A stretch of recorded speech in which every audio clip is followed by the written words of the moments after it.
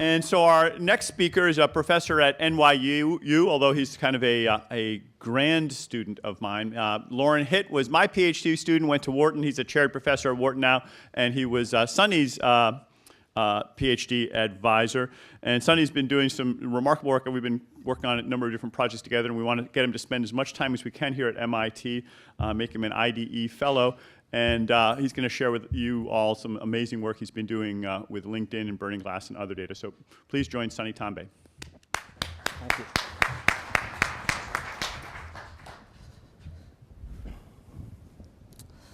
So thank you so much. It's been an amazing set of talks, very, very interesting. I'm going to talk a little bit about measurement, maybe to the question in the back of the room, maybe being able to pinpoint the Walmart CEO a little bit better and try to understand what's going on with that, with that particular person. One of the pervasive themes from today has been sort of this concern about jobs, skills, the interaction between skills and firms.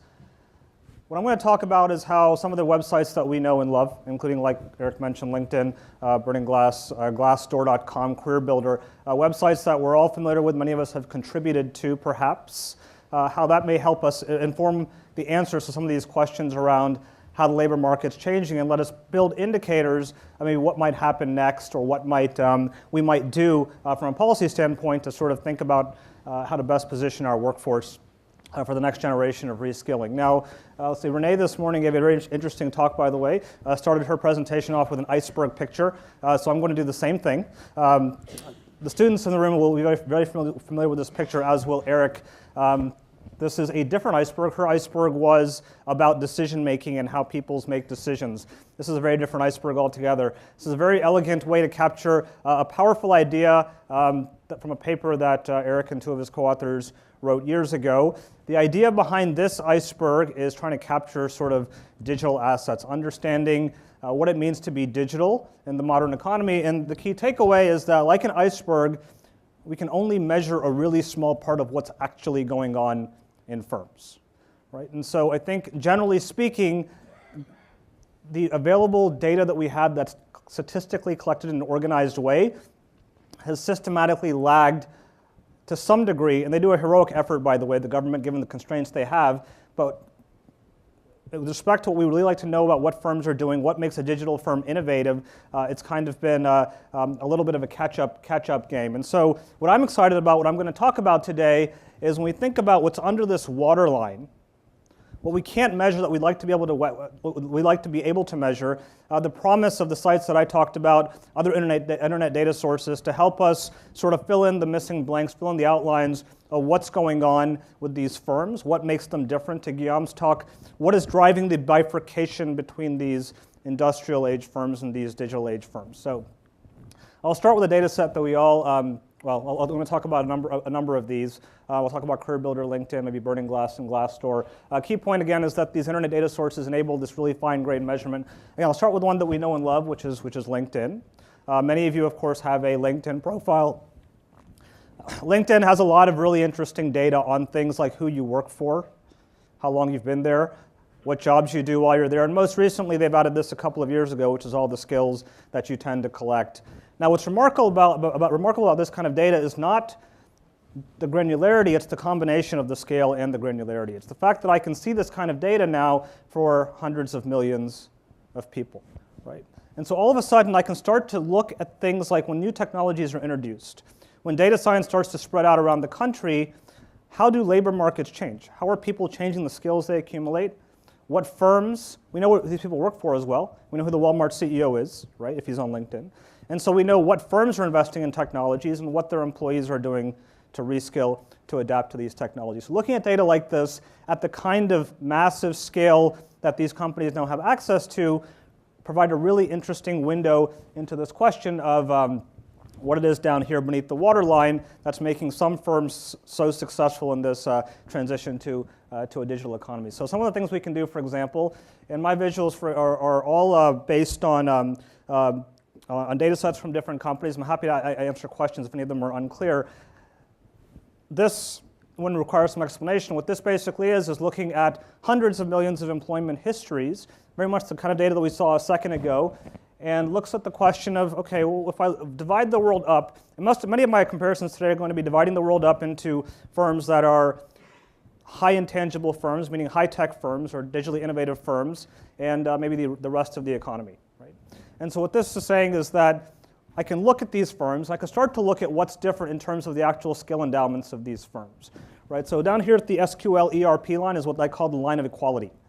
It turns out that if you look across firms at different sectors of the economy, different technological intensities, they all look very similar when it comes to older database technologies like SQL, to more standard enterprise technologies like ERP. We see the differences at the top here on the right. So as I move to the right, as I go higher up on the scale, I see these kinds of differences start to emerge. I see more skills being accumulated in these firms. And again, this is I think 2012 or 13. This is actual data from essentially everyone in the US that's been posting on LinkedIn, looking at basically how, if they're in a firm that you might consider to be digitally innovative on this side, how that amalgamation of skills looks different from the skills of workers at other firms, right? You can also look at how these skills are organized geographically, right? So one of the things we know is, so we can say digitally innovative firms look like the firms on the right, but we all know one of the key findings from like the last 4 decades of IT diffusion is that the supply curve for these skills is very steep. It's actually really hard to get workers that know some of these sorts of things. So we can start to think about the question of what it is that firms are doing that allow them to attract these types of workers. You can look at where, for example, these data scientists say, or these data-intensive workers exist. We can look at our distribution of workers, what cities they're in. We can look at questions like what is the role of firms like Yahoo or Amazon or Google or universities like MIT or universities like Berkeley in producing the initial cadre of workers that actually, as we know, have a pretty large impact on these first few generations of data scientists. So we can look at the geographic distribution of these workers. We can also look at how firms balance these decisions, right? I don't have to be first to market with these kind of technology decisions. I can think about what I want to invest in and where. And for those of you who've been programming for a while, I find this to be a very interesting graph.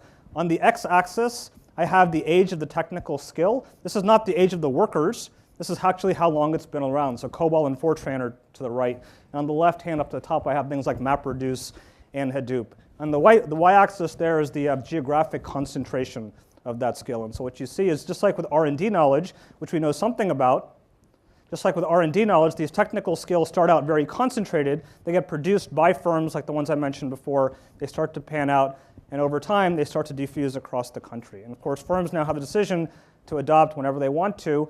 They can think about these diffusion patterns and make decisions about how to adjust their production functions according to what labor markets are doing, how this type of specialized expertise is spreading from one labor market to another. Now again, if you want to compete on this top left corner here, as we know, is expensive.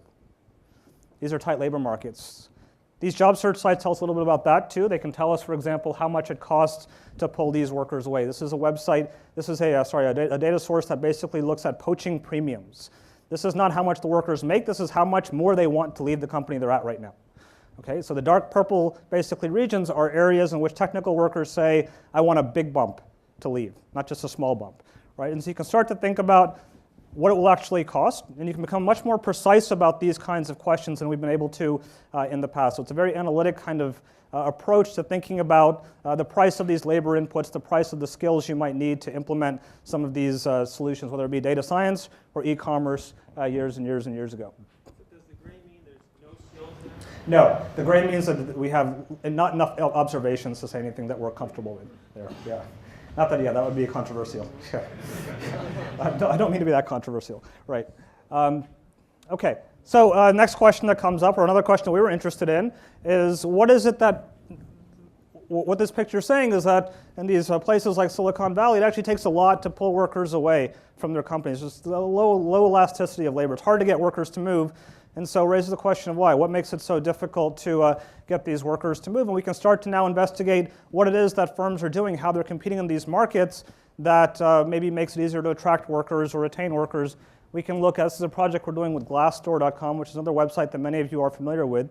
If you're not, it's a website that contains something like 2 million employee-generated reviews of their employers. So I don't know if anybody is here from Arista Networks, but if you are, your employees think you pay well, but make you work hard, right? And so this basically is an enormous amount of data that can then be mined to create measures of what it is that employees value about the firm, both from a compensation as well as a wage as well as a non-wage compensation point of view. So this is a picture of these, on the x-axis here, I've got a bunch of cities we know and love, a lot of the high-tech cities in the US. We have broken down how the employers in these cities, what their employees think of the non-wage compensation that they're offered. So we see in Mountain View, for example, which is well known for perks, they actually don't provide very good family benefits, but they provide a lot of food, right? They provide a ton of food. You could also think about what it is about these non-wage compensation packages, how you can design them to sort of induce the kind of employee sorting you want. It turns out that if you want people under 30, Beer Friday is very popular. Otherwise, not so much so. So you can think about, depending on where I am here and also maybe where I am here, how you might think about designing these kinds of non-wage compensation packages in a way that complements the kind of sorting you might want to induce among workers and of course have them stick around as well. Okay, so that's sort of a glimpse of looking at technical workers and what they do and how we might thinking about their skill endowments, labor markets for these workers, as well as what firms might do to manage the attraction and retention of these workers. This is also the tip of an iceberg, of course, because there's another big underlying question here with the skill change, which is the broader workforce, right? Not just the IT workforce. I always call IT workers canaries in the coal mine, because what happens to them tends to happen to the rest of us about a decade later. So other data sets out there, this one's from Burning Glass, can tell us a little bit about what's happening. This ties into a lot of the talks today, thinking about what a data-driven firm looks like. This website, or this data source, basically is job listings. The nice thing about it is it's a ton of job listings. It's almost all the job listings. So what this basically is looking at, and I'll explain this picture. It's not self-explanatory. What this basically is doing is a data source that includes, at a very detailed level of skills, what firms from quarter to quarter are looking for in their employees. And what's nice about it is you can condition on job title. Right? You can condition on job title. So what that means is I can look at things like the director of human resources in this case, or a financial analyst or a sales manager, whatever job title you want, and I can look at how the skills that are required in listings across the country, hundreds of thousands of listings, are shifting from one skill set to another. Right? So what I have here, this 45-degree line, again, is the line of equality. What I have here for the director of HR, in this top left half here, these are all the skills, and it's hard to read, I know, but they include things like econometrics, MySQL, Python, Tableau, and Hadoop. This is what firms want. It's not necessarily what they get, right? And the mismatch is what people refer to as a skills gap at times. But what it's indicating is even within job titles, you can see a very fundamental shift in the direction that some prior speakers have talked about today, from established sets of skills to new sets of skills that we have not seen as much of in the economy. Okay. If you sort of aggregate all that up to a national level, it provides a very interesting aggregate picture of what a data-driven firm actually looks like these days. So what this basically says is this combines a bunch of job titles, and what you see is a lot of emphasis in this top left half of things like data modeling, data verification, data mining. These are things that conditional on job title, right? So these are for, by the way, I've taken out all IT workers. There's no IT workers in the sample whatsoever. This is the sales guys. This is the accountants. This is HR managers, directors. These are these people who are now being required to know or asked to know, or at least firms would like them to know these sorts of things. Now, a very interesting question is what's down here at the bottom, right? What is it? The flip side of this is what's falling sort of out of fashion, and I don't know the answer to that yet. Maybe it's the horses Eric was talking about earlier this morning, right? That's certainly one argument. But nevertheless, the basic idea is that the proliferation of these types of data sources, of the employment history databases, of these job listing databases, can give us a much better and detailed perspective on the kinds of changes that we've been talking about throughout the day, and inform some of the questions that keep coming up. I'll talk about one final set of results, which is some work that I've been doing with Eric for a while, which basically looks at, okay, now that we have these great indicators of what's going on in firms that has up until now at least become invisible, we can start to maybe tell a broader story of how this matters to things like economic growth. So what we do in this project is basically take some of these data, take some of these data sources, create indicators to basically look at, if we take firms' assets and look at how many of them fall into the category of traditional property, plant, equipment, physical capital, and how much of it falls into this sort of new digital or digital intangible capital, we're seeing this dark line here, which is IT intangible capital, grow systematically from 1990 to about 2010, up until the point, we think it's about 20% or so in 2010 of a firm's total assets. And what we really want to know, right, is how much of this this is an infrastructural investment. This is the firm's ability to basically take inputs and produce new innovative stuff. So it has a fundamental implications for things like how innovative a firm can be or how much it can produce. So measuring that's important for understanding prosperity and growth and all those things that we care about. And to Guillaume's paper just before mine, you can also look at how these things split across firms. What we find is there's significant divisions across firms. So you can kind of trace out maybe the differences to some degree between these industrial age firms who don't seem to be building up this combinations of skills, practices, technologies, and these firms that seem to be taking off and producing these effects that he was documenting earlier. So in sum, I guess the basic point is what I'm excited about is the ability of these websites, these data sets, these data sources that are emerging at such a rapid rate. Sinan used the term earlier today, data exhaust. I think he introduced that word, and I think this digital exhaust or digital breadcrumbs, I've heard it called as well, right? They're providing a tremendous amount of tremendous opportunity to answer some of these questions that are so fundamental in terms of labor and labor market transformation and technology. Okay, thank you.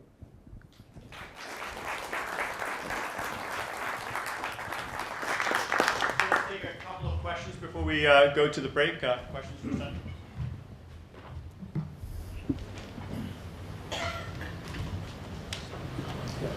How available is the data from these different sites? How did you go about getting that? Yeah, that's a great question. Varying degrees, and it's a moving target to some degree as well. I think there's two answers to that. There's, as a researcher, there's a particular set of hurdles that are important to go through. I think, and that they're not easy. They take a while. They take NDAs and legal agreements and things like that. On the flip side, my sense is, I don't want to speak for anybody, but my sense is a lot of these types of firms are very interested in becoming a data source of record for answering these types of questions. So my hope, and they all know that they have valuable resources or data assets to answer these questions. My hope is we'll see more of this getting pushed out into the public domain. In some cases, you went on site and worked at the company for some period of months. Yes. Sometimes they come behind the firewall for a while and work with our data that way. So varying degrees of confidentiality. Yeah. How do you adjust for people who don't participate in these sites, like the president of Walmart? Right. And particularly because some of them are likely to be at the extreme end that we're really interested in. Right. So unlike Christina's data, these data are not required by law to respond, right? And so that poses, I mean, you're absolutely right, it poses tremendous sampling issues. So if I think about all the advantages of these data, the absolute flip side is what you're identifying. All these sampling issues and selection concerns are what you don't get, or what you have to deal with essentially as the trade-off that you don't have to deal with IRS data or census data. And so I think you have to be careful about the question you choose. For example, technical workers tend to be very well represented in some of these data sets, maybe not CEOs. Professors are lousy, right, in these data sources. So you do have to be careful. It's a little bit constraining. So you have to think a little bit about these, I think, going into the question. The direction where you can take actionable insight about how to recruit people with the skill sets so which are left from one of your agencies. Sorry, speak a little bit. Yeah. So basically, can we turn this into actionable insight for corporations? So in other words, you showed a lot of different drivers, so things like perks that would bring people in, and then different types of programming languages that are hot with companies to bring in, right? Do you see yourself being able to take the data that you have here and actually put that together into something actionable for a large company that's trying to recruit people with that kind of talent to find the right drivers? Yeah. I think I'll remove myself from that question, but I think the answer to your question is yes, in the sense that many of these companies have data science teams that are trying to do exactly that, to take the data and provide tools, then to provide guidance about things like if you want to hire a petroleum engineer, where is supply best in the U.S. and what is the wage premium you have to pay.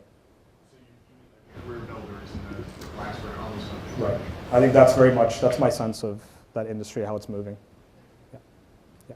If we go back to the hypothesis that initiative is the most durable skill, would there be a way to look at the workers' data in LinkedIn and see how their skills change over time? So everything's maybe hot now, but 10 years ago it was JavaScript, let's say, and seeing how those skills have evolved in a worker to then be able to show that it is initiative or ability to learn that's driving the ability. Yeah, I don't have, I'm going to sidestep that question a little bit and answer it a different way, which is one of the things we're interested in at the Glassdoor data is thinking about how these learning cultures in firms matter. Because one of the things I keep hearing, and maybe other people can speak more to this, is the idea that you don't hire anymore for skills, you hire for the ability to learn new skills, right? We see this consistently, and so some firms seem to be good at basically providing space for workers to learn new skills and new technologies, and we're interested in looking at that, identifying that at the firm level. All right, thanks very much, Thanks. Sonny.